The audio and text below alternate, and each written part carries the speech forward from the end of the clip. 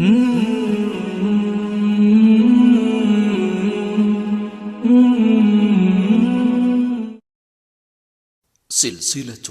لآلئ مجموعة من الأحاديث النبوية الشريفة، والتي اشتملت على عبارة من قال: قال رسول الله صلى الله عليه وسلم: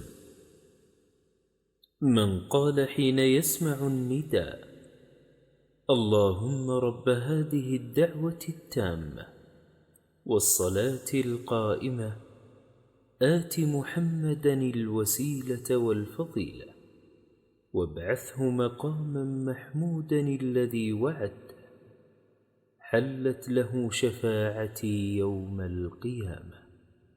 رواه البخاري.